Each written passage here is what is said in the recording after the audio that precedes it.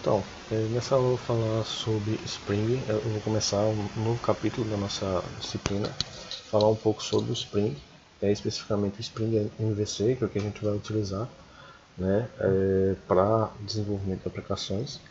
Nessa aula específica eu vou falar um pouco do que é o Spring, não vou me aprofundar, tá? Também porque não é nossa ideia aprofundar nisso, e sim utilizar suas funções, ok? Então assim, o Spring ele é um framework Java, talvez o melhor, o framework mais bem sucedido, eu não vou dizer o melhor, mas o framework mais bem sucedido em Java, tá?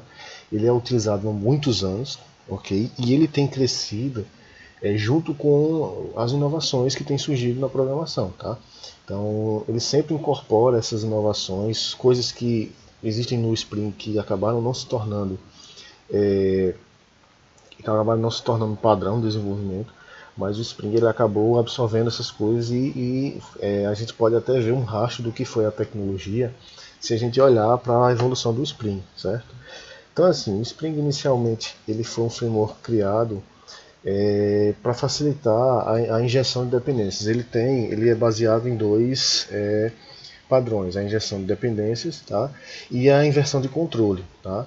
Qual é a ideia? A ideia é que antigamente, e a gente vivenciou isso desenvolvendo com o Servlet, a gente tinha essa necessidade de repetir muito o código por preencher coisas que não eram necessárias, como criar objetos, inserir dados dentro desses objetos, tá? Puxar dados de outro lugar, inserir nos objetos, como a gente fazia lá no Servlet, né? Que a gente recebia os dados da requisição, fazia lá os request.getParameter e jogava tudo dentro do objeto para poder fazer o cadastro, tá? Então assim, não é uma coisa que demore muito tempo de você fazer, tá? Mas é um trabalho repetitivo, então se você tiver lá 200 formulários, você vai fazer isso para as 200 classes, entendeu? Ou vai repetir esse processo pelo menos 200 vezes ou mais de 200 vezes, né? Então isso é um processo que não é muito legal, tá? Então o que foi que se pensou? A ideia é que a gente possa inverter o controle.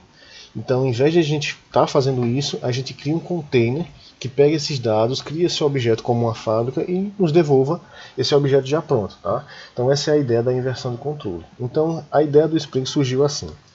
O Spring ele surgiu há um bom tempo, eu não me lembro qual foi o ano de surgimento dele, mas ele surgiu numa época em que o XML ele era uma tecnologia muito dominante, certo? Ou achava-se que seria a tecnologia do futuro. Okay? Então ele é muito dependente de XML, ou foi muito dependente de XML.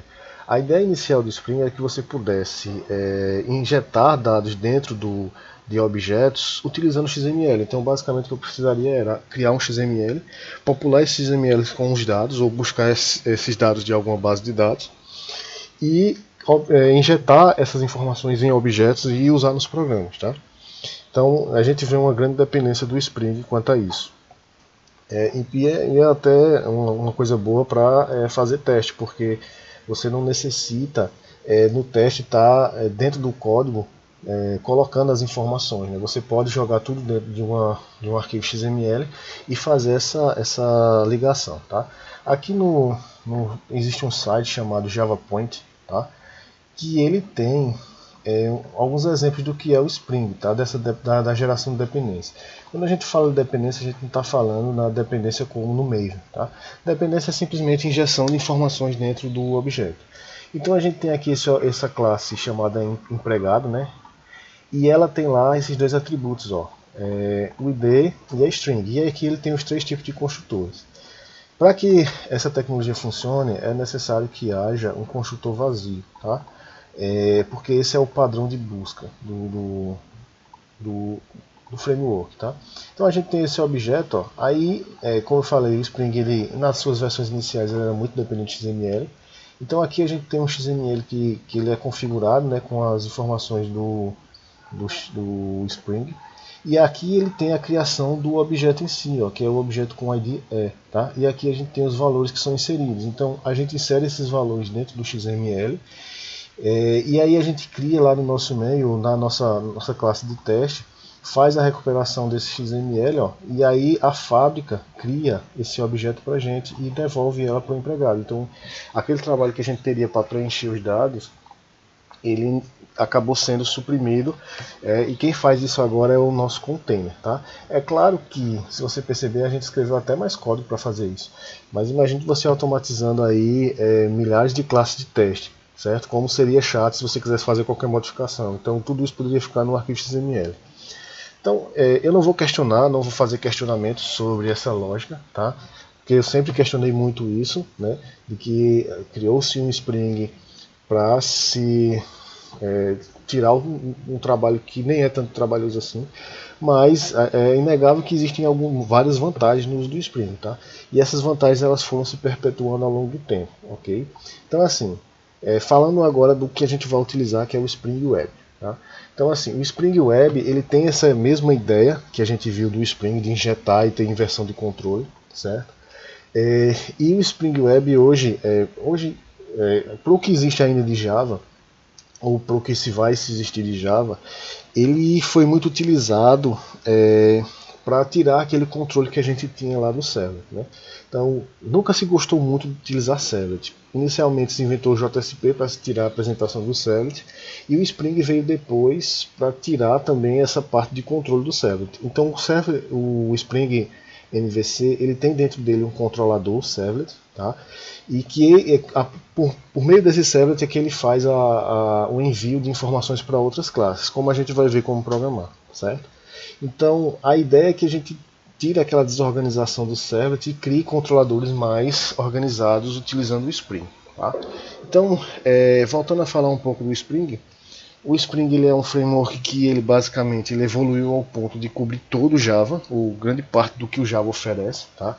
Então o Spring ele está metido em tudo, certo? Então a gente tem Spring para banco de dados, a gente tem Spring MVC, a gente tem Spring orientação a aspectos, tá? Então ele é um framework enorme, tá? O que a gente vai usar, é claro, é o Spring MVC, né? E hoje ele também, esse Spring MVC, ele também se especializou para se tornar para permitir a arquitetura de microserviços. Então a gente consegue criar backends utilizando o Spring, tá? É claro que existem outras ferramentas como o Jest, que tem até alguns vídeos extras aqui no canal, certo? Para essa aula, tá? Mas aí o Spring ele é de longe o framework mais utilizado para fazer back-end e mais utilizado também para desenvolvimento web, certo? Para fazer essa parte de controle, ok?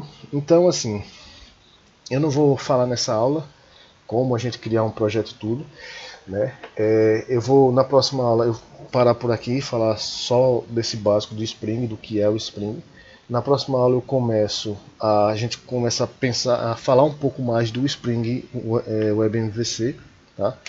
E como configurar o Spring Web MVC utilizando o Spring Boot, né? E por que utilizar o Spring Boot em vez de utilizar o Spring normal, né?